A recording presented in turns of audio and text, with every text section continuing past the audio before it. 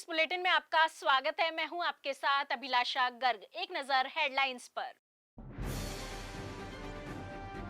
मुख्यमंत्री श्री भजनलाल शर्मा ने ली सहकारिता विभाग की राज्य शीर्ष समिति की प्रथम बैठक। योजनाओं के प्रभावी क्रियान्वयन के लिए किया निर्देशित। मुख्यमंत्री श्री भजनलाल शर्मा ने की ऊर्जा विभाग की समीक्षा। कहा, किसानों को वर्ष 2027 तक हर हाल में दिन में बिजली उपलब्ध करवाएगी हमारी सरकार। मुख्यमंत्री से एडीबी कंट्री डायरेक्टर मियो ओका की मुलाकात। कहा, $350 बिलियन की अर्थव्यवस्था का लक्ष्य प्राप्त करने में एडीबी महत्वपूर्ण रणनीतिक साझेदार। मुख्यमंत्री श्री भजनलाल शर्मा ने आज मुख्यमंत्री निवास पर सहकारिता विभाग की राज्य शीर्ष समिति की प्रथम बैठक ली। इस दौरान उन्होंने उपस्थित अधिकारियों को सहकारी संस्थाओं की कार्यप्रणाली में पारदर्शिता लाने, सदस्यों के हितों की रक्षा करने एवं योजनाओं के प्रभावी क्रियान्वयन के लिए निर्देशित किया। मुख्यमंत्री श्री भजनलाल शर्मा ने कल मुख्यमंत्री आवास पर ऊर्जा विभाग की समीक्षा बैठक की अध्यक्षता की। इस दौरान उन्होंने कहा कि हर घर हर खेत बिजली निर्बाध रूप से उपलब्ध करवाना राज्य सरकार की प्राथमिकता है। हमारी सरकार प्रदेश के किसानों को वर्ष 2027 तक दिन में बिजली उपलब्ध करवाने एवं औद्योगिक क्षेत्रों के लिए सुचारू बिजली उपलब्ध करवाने के लक्ष्य के साथ कार्य कर रही है। उन्होंने कहा कि इन लक्ष्यों की प्राप्ति के लिए विद्युत उत्पादन से लेकर प्रसारण एवं वितरण तंत्र का दूरदर्शिता के साथ सुदृढ़ीकरण किया जाए। उन्होंने अधिकारियों को निर्देश दिए कि गर्मी के मौसम को देखते हुए पीक डिमांड अवधि में विद्युत आपूर्ति को सुचारू बनाए रखा जाए ताकि आमजन को किसी प्रकार की परेशानी ना हो। श्री शर्मा ने बिजली उपलब्धता एवं मांग की समीक्षा करते हुए कहा कि रबी सीजन के दौरान किसानों को और फरवरी से अब तक की पीक डिमांड पर उपभोक्ताओं को राज्य सरकार ने निर्बाध बिजली आपूर्ति सुनिश्चित की है। उन्होंने विद्युत उत्पादन की सभी यूनिट्स के संचालन को सुनिश्चित करने के सख्त निर्देश दिए। उन्होंने कहा कि निकट भविष्य की मांग को देखते हुए उत्पादन के वैकल्पिक स्रोत तैयार किए जाए। मुख्यमंत्री ने कहा कि राज्य सरकार हर हाल में किसानों को वर्ष 2027 तक दिन में बिजली उपलब्ध करवाने के लिए प्रतिबद्ध है। केंद्र सरकार ने राज्य सरकार के अनुरोध पर पीएम कुसुम योजना के अंतर्गत 5000 मेगावाट का अतिरिक्त आवंटन किया। उन्होंने इस संबंध में जीएसएस से स्थापित किए जाने वाले विकेंद्रीकृत सौर ऊर्जा संयंत्र के कार्यों में गति लाने के निर्देश दिए। मुख्यमंत्री श्री भजनलाल शर्मा से एडीबी कंट्री डायरेक्टर सुश्री मियो ओका ने मुलाकात की। मुख्यमंत्री श्री भजनलाल शर्मा ने विश्वास व्यक्त किया कि प्रदेश को वर्ष 2030 तक $350 बिलियन की अर्थव्यवस्था बनाने का लक्ष्य प्राप्त करने में एशियाई विकास बैंक एडीबी महत्वपूर्ण रणनीतिक साझेदारी निर्वाह करेगा। उन्होंने शहरी विकास और सड़क विनिर्माण के अलावा अन्य क्षेत्रों में एडीबी के साथ साझेदारी बढ़ाए जाने पर बल देते हुए कहा कि प्रधानमंत्री श्री नरेंद्र मोदी के विकसित भारत 2047 के विजन के क्रम में 2047 तक विकसित राजस्थान बनाने के लिए एडीबी का सहयोग महत्वपूर्ण रहेगा। मुख्यमंत्री ने बुधवार को एडीबी के 16 सदस्यीय प्रतिनिधि मंडल के साथ प्रदेश के सड़क तंत्र के उन्नयन, बुनियादी ढांचे के विकास सहित विभिन्न विषयों और संभावित निवेश पर चर्चा की। उन्होंने कहा कि समावेशी, टिकाऊ और नवाचार से प्रेरित विकास की हमारी साझा प्राथमिकताओं में एडीबी का हमेशा से ही महत्वपूर्ण योगदान रहा है। उन्होंने कहा कि एडीबी के राजस्थान के साथ मिलकर कार्य करने से रणनीतिक साझेदारी के साथ साथ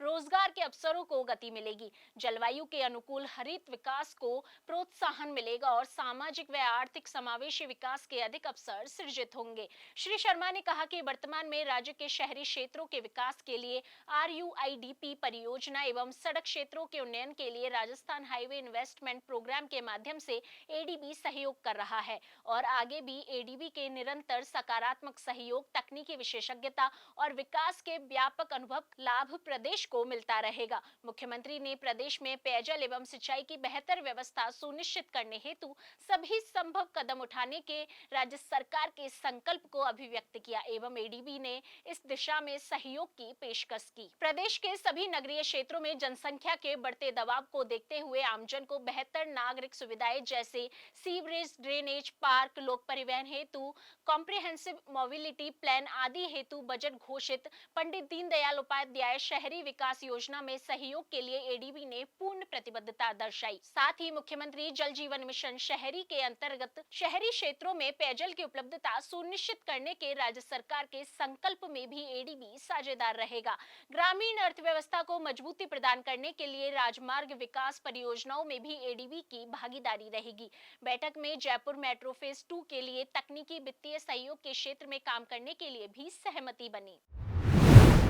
मुख्यमंत्री श्री भजनलाल शर्मा ने सोशल मीडिया संदेश पर लिखा, विकसित भारत विकसित राजस्थान के निर्माण के लिए समर्पित सभी श्रमिक बंधुओं को अंतर्राष्ट्रीय श्रमिक दिवस की हार्दिक शुभकामनाएं। उन्होंने कहा कि श्रम दिवस पर श्रमिकों को उनके अधिकारों के प्रति जागरूक करने की आवश्यकता है। उन्होंने कहा कि लोग श्रमिक कल्याण में सक्रिय भागीदारी निभाएं। श्रमिक ही सृजन का आधार है।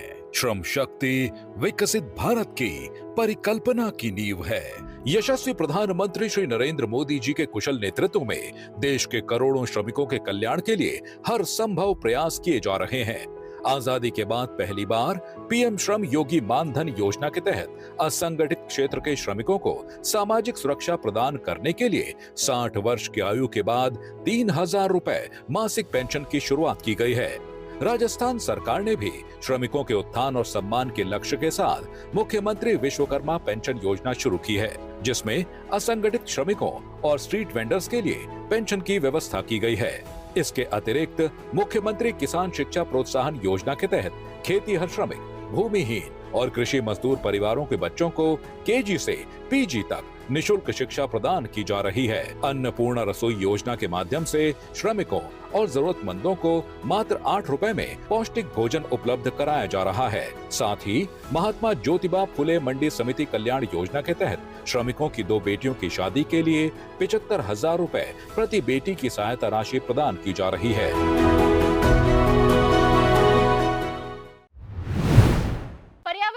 वन राज्य मंत्री श्री संजय शर्मा ने बुधवार को राजकीय राजऋषि महाविद्यालय अलवर में विभिन्न विकास कार्यों का लोकार्पण व शिलान्यास किया एवं भामाशाह सम्मान समारोह में मुख्य अतिथि के रूप में शिरकत की। श्री शर्मा ने कहा कि राजऋषि महाविद्यालय का शिक्षा के क्षेत्र में गौरवशाली इतिहास रहा है।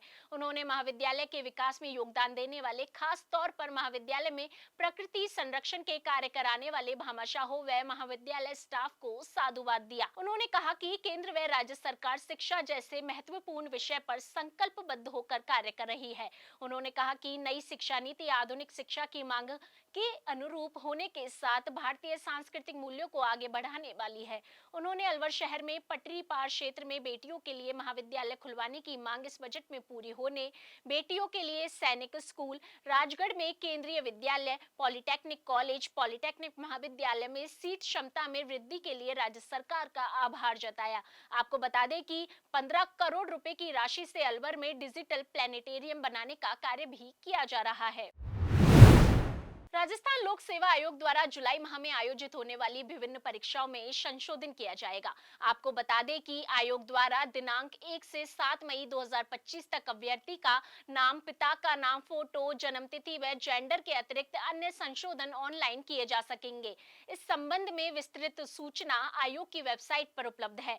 आयोग सचिव ने बताया कि आयोग द्वारा तकनीकी सहायक भूभौतिकी, भूजल विभाग परीक्षा 2024 तथा बायोकेमिस्ट चिकित्सा शिक्षा विभाग परीक्षा 2024 का आयोजन दिनांक 7 जुलाई 2025, कनिष्ठ रसायनज्ञ भूजल विभाग परीक्षा 2024 एवं सहायक परीक्षण अधिकारी सार्वजनिक निर्माण विभाग परीक्षा 2024 का आयोजन 8 जुलाई 2025, सहायक निदेशक विज्ञान एवं प्रौद्योगिकी विभाग परीक्षा 2024 का आयोजन 9 जुलाई 2025 और अनुसंधान सहायक मूल्यांकन विभाग परीक्षा 2024 का आयोजन 10 जुलाई 2025 को किया जाना प्रस्तावित है। उक्त परीक्षाओं के लिए जारी विज्ञापन में लिखी शर्तों के अनुसार ऑनलाइन संशोधन का अवसर अभ्यर्थियों को दिया गया है। परीक्षा के लिए जारी विज्ञापन में उल्लेखित पात्रता की शर्तों के अनुरूप ही संशोधन मान्य होंगे। विज्ञापन की शर्तें पूर्वानुसार ही रहेगी, ऑफलाइन संशोधन स्वीकार नहीं किए जाएंगे। जिस बुलेटिन में आज के लिए इतना ही, फिर होगी आपसे मुलाकात, तब तक के लिए नमस्कार।